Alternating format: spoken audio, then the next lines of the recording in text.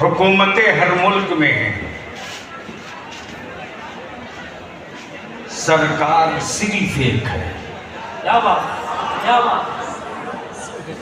अगर समझ में आवे तो बोल दीजिएगा, गर्मी अगर फट गई तो बोल दीजिए। तवज्जो करो। हुकूमतें हर मुल्क में हैं, सरकार,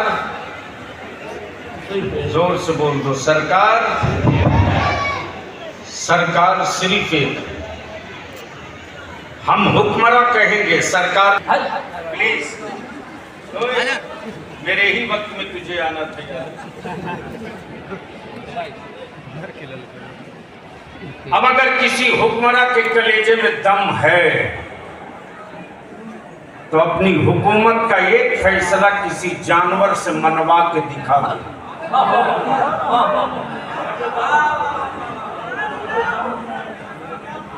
अमर जानवर तो छोड़ो, मेरे मजहब के खिलाफ कोई फैसला लेकर हमसे मनवा के दिखा दे।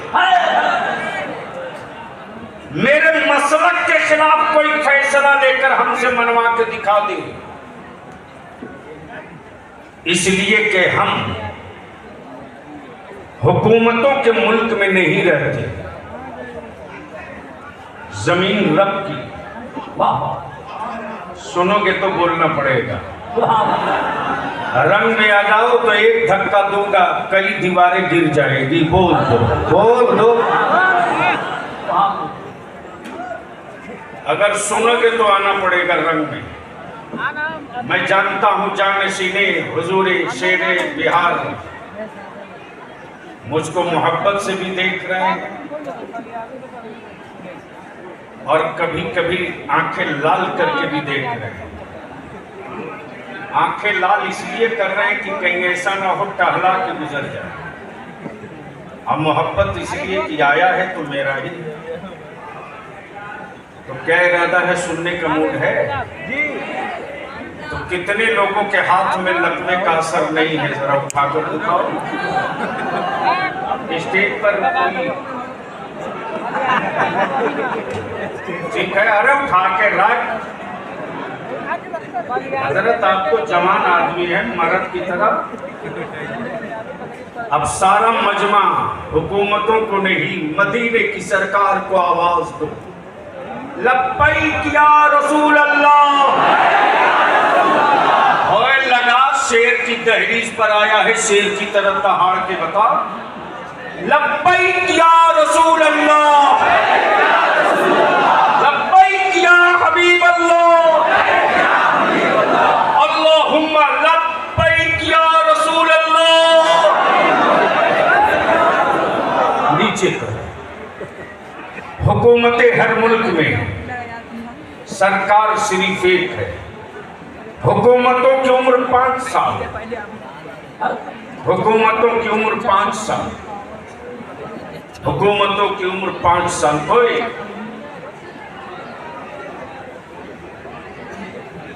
यार इतनी अच्छी दाढ़ी और काम इतना घटिया, प्लीज छोड़ दो, मैं निपट बता। मेरे बच्चे तो सुनना है तो बोल दो या रसूल अल्लाह। ओए रंग में आके बोल, गर्मी की गर्मी उतार, बोल या रसूल अल्लाह। समझो चाहूँ मियाँ दुआओं की दरखास्त, चूंकि मैं लंबा वजीफा नहीं पढ़ता हूँ कारी निसार साहब की, कुछ काम मखसूस बुजुर्गों ने मखसूस लोगों को दे दिया, और हमें तो रईसुल कलम ने इसीलिए पाला है रजा का टुकड़ा खिलाकर, कि जहां बदअकीदे के किले मजबूत हो वहीं रजा के अकीदे की खूंटी ठोकते रहे।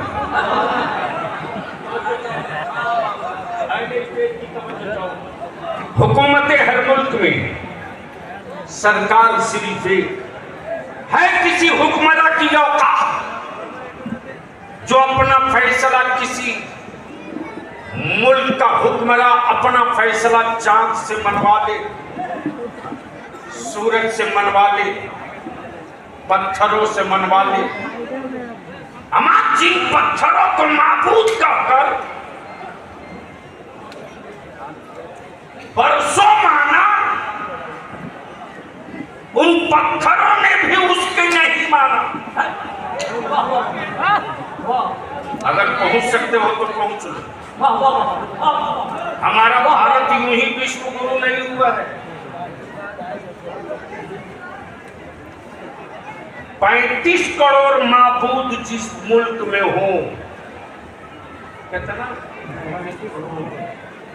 हजरत अब सवाल दीजिएगा हमको। 35 करोड़ माबूद एक ही मुल्क में, मेरा सिर्फ एक है। बोल दे बोल दे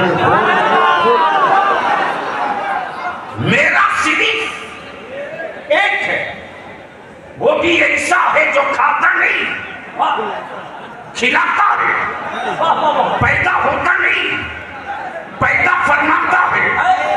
वो ऐसा है जिसे बंदा ना बनावे।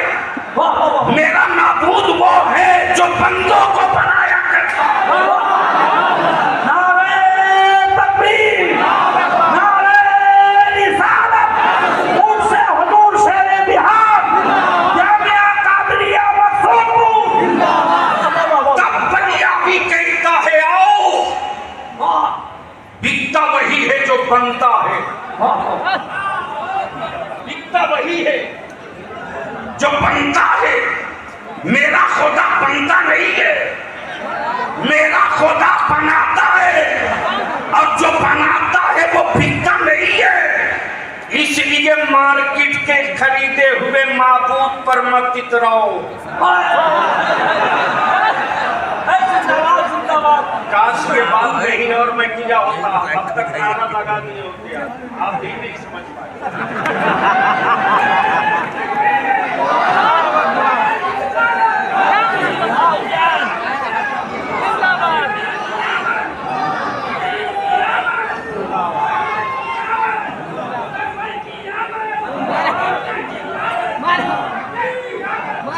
बस 5 मिनट कुल शरीफ के करीब हम लोग पहुंच रहे हैं।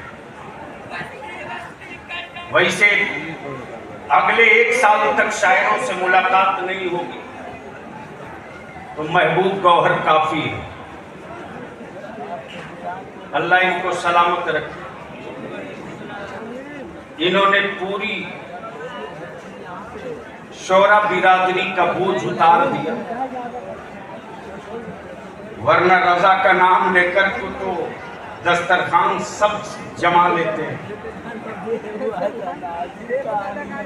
बलियाबी आज 2 सुलगते मसले की तरफ आपकी तवज्जो अड़वाएं। अहले सुन्नत की चाहूंगा और अवामे अहले सुन्नत की। अगर मरी हुई लाश हो तो आपसे कोई शिकवा नहीं। हड्डियां कमजोर हो, हिम्मतें जवान हो तो जंग जीती जा सकती है। जिस्म बहुत सेहतमंद हो, हौसले कायराना हो, तो उनकी औलादों को कबूतर खाने में बंद करने से कोई नहीं रोक सकता है। अब भी 2 रोज पहले नहीं बल्कि कल ही 78वां यौम आजादी पूरे मुल्क ने मनाया, जबकि तारीख ये कहती कि इस वतन अजीज की आजादी के लिए सबसे बड़ी कुर्बानी आलिमों की रही। बेशक बेशक। लेकिन मैं तो हुक्मरानों से कहता हूं, इसके लिए तुम्हारा बलियाबी बदनाम है, बदनाम। लेकिन उन दलालों को क्या पता है जो व्हाट्सएप पर पूरी नस्ल लिए बैठे हैं। उन हरामखोरों के किसी सवाल का जवाब देने के लिए बलियाबी जिंदा नहीं रखा गया।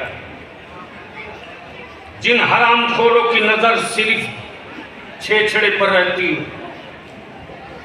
तूफान उठा, वक्फ बोर्ड की मिल्कियत लूटने का तूफान खड़ा हुआ, बताओ पूरी जमात में सबसे पहले सीना ठोक के कौन खड़ा हुआ है? क्या बात है, क्या बात है। सबसे पहला हला करके अगर किसी ने ठांस के खड़ा किया वाह, तो वो कोई और नहीं है, कादरी टुकड़ा खाया हुआ इदारे शरिया का यही खादिम है। बेशक। और ठीक दिन के 1:30 बजते बजते सियासी पार्टियों को औकात में ला दिया। वक्त की मेरी जमीन पर अगर तूने डीएमएसपी को मालिक बनाया वाह, तो सत्ता की ईंट से ईंट बजाने के लिए सियासी पार्टियों को लेकर नहीं उतरेगा, बलियाबी मस्जिदों का इमाम लेकर निकल पड़ेगा। इसके बाजू में कितनी ताकत है। वाह, वाह, जिंदाबाद। मदरसों की जमीन मेरे बाप दादा ने दी, तामीर हमने हुकूमत के टुकड़े और सिक्कों से नहीं किए, ईमान वालों के खूने जिगर की कमाई से किया है।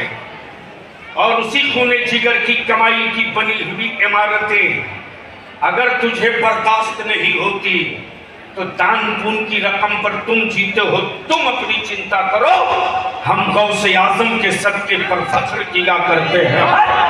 नारे तकबीर, नारे रिसालत, नारे हुजूर गौसे पाक।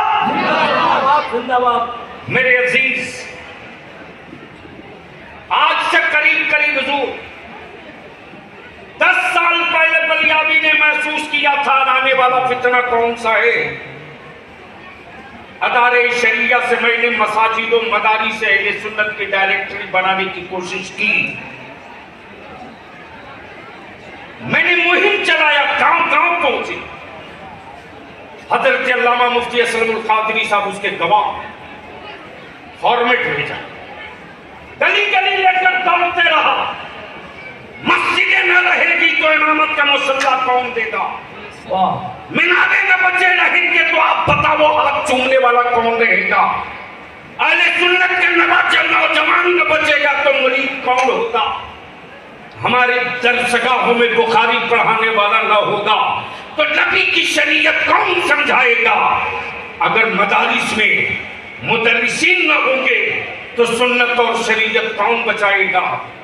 इसलिए कि लूटने वाले मुख्तलिफ लिबास में निकल आए हैं। अभी मैं गुफ्तगू सुन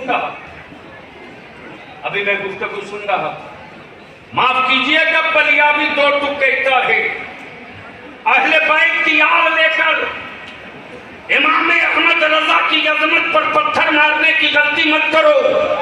तुम्हें जो दुकान सजानी हो सजाओ, लेकिन बलियाबी तो खम ठोक के कहता है, पूरी दुनिया से नबी की आल के आशिकों को एक पल्ले पर रख दो और बरेली के इमाम अहमद रजा को एक पल्ले पर रख दो। रजा का पल्ला पुकार कर कहेगा, नबी के आशिकों के कलंदरों की जमात में जो भारत में नहीं दुनिया में इस सदी में तन्हा नजर आता है वो कोई और नहीं है, बरेली का इमाम अहमद रजा।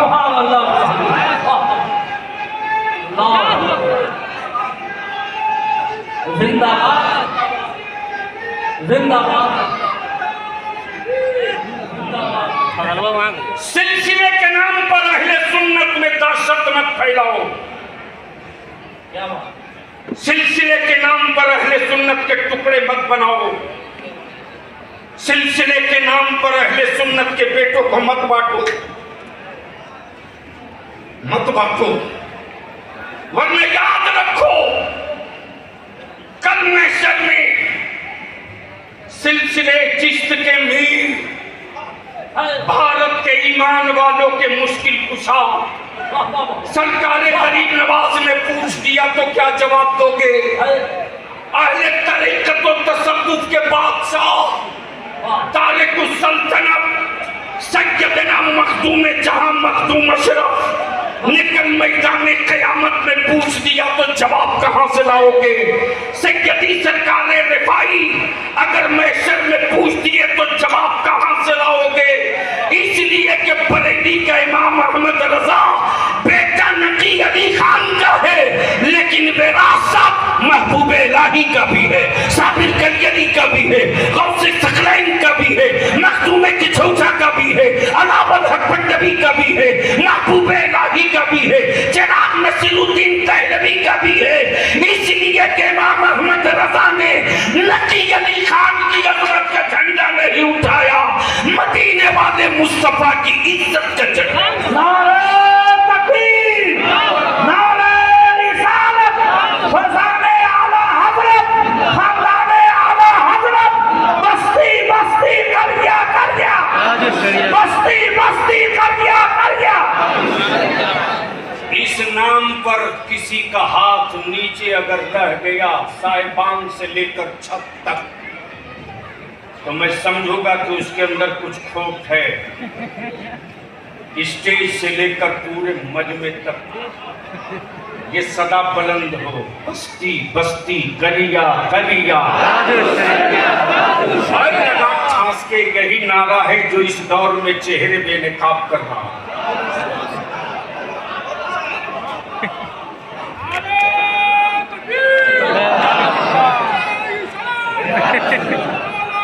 हजरत वो जिन्नात है,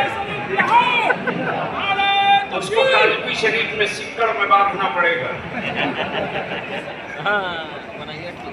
इस नारे को लगा दो इस रंग में, बस्ती बस्ती करिया करिया।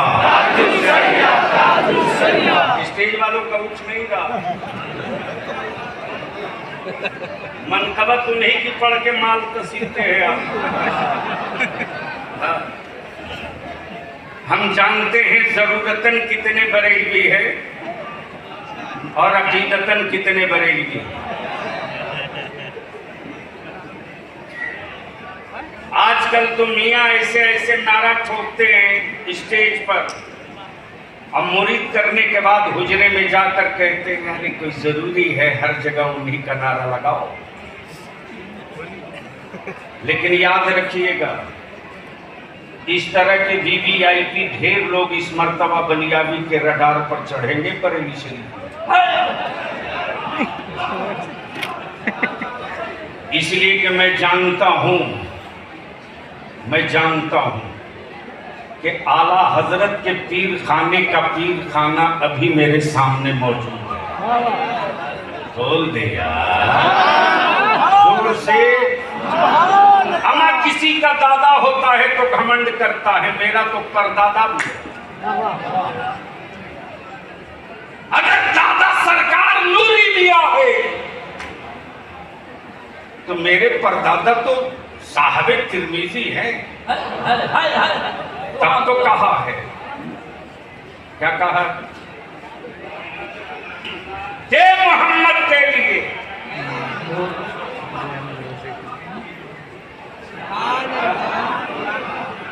वो तो बात का पहला बना, वही तो मैं आपसे सुनना चाह रहा हूं। जे मोहम्मद के लिए, हाय हाय हाय, हमारे यार आला हजरत को यही सही बनता है क्या? जब अशरफ अली थानवी कोई आसानी से नहीं बन सकता,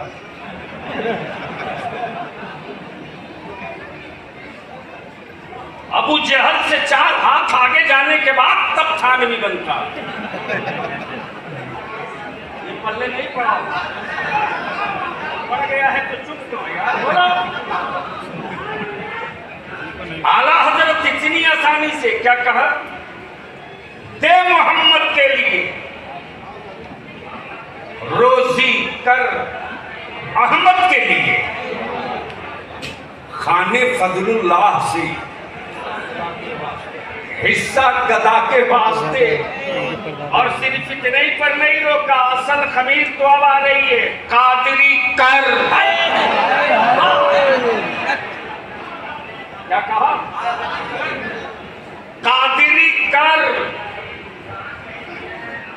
कर दिया तो छोड़ मत दे, कादरी रख। मैं घड़ी भी देख रहा हूं, खुतबा को भी देख रहा हूं। यह सब हमारे मेहमान हैं, कोई बंगाल से, कोई कहीं से, कोई कहीं से, कोई कहीं से आ गए।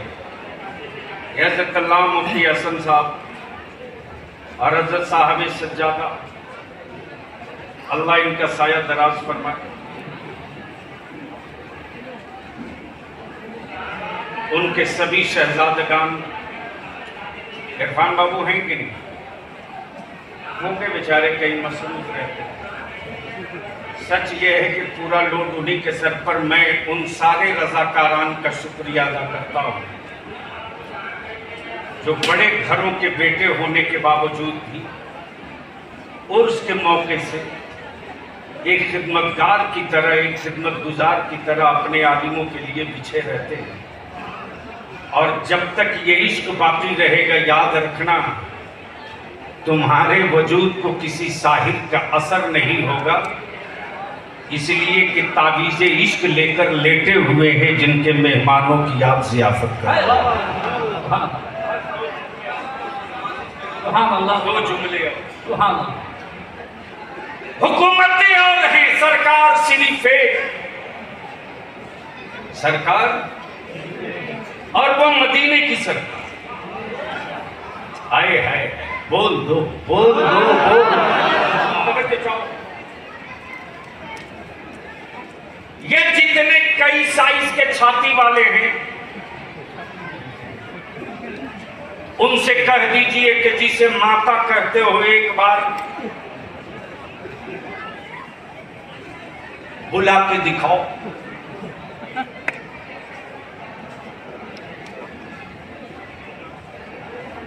क्या गजब हमारा भारत है साहब। अम्मा भी कहेंगे, दूध भी बेचेंगे।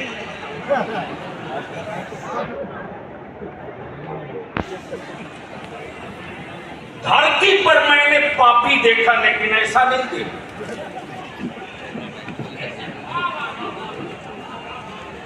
अम्मा भी बोले, दूध भी बेचे। अब यार मैं उस अम्मा की औलाद हूं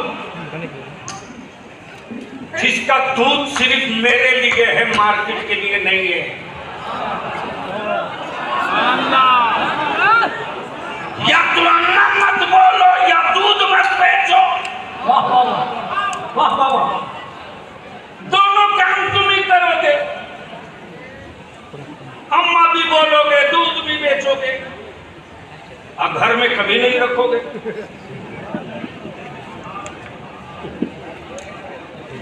घर में कभी नहीं।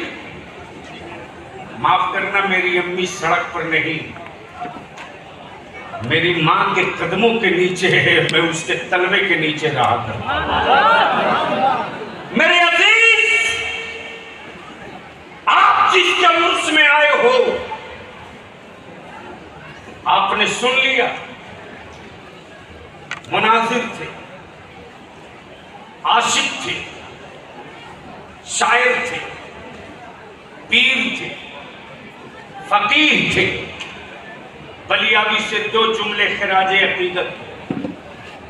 एक है अस्ल, एक है अक्स।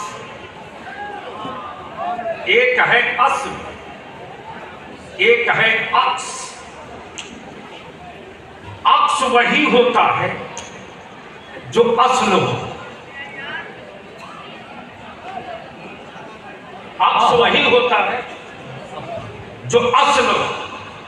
मशीन की औकात नहीं जो फोटोकॉपी में अपनी तरफ से कुछ बढ़ा घटा दे, बल्कि जो अस्ल होगा वही अक्स में आएगा। तो बरेली को पहचानना है तो असल मत देखो, जो मुफ्ती आजम का अक्स है वो मुफ्ती असलम को देख लो, असल समझ में आ जाएगा। और ये कहना पड़ेगा कि जब अक्स ने समझौता नहीं किया, जब अक्स ने समझौता न किया मशीनों से, तो असल कहां समझौता करेगा हालात से। बस आखिरी हिस्सा गुफ्तगू का मैं अपने उलमा से विनती और अपील करके कहूंगा,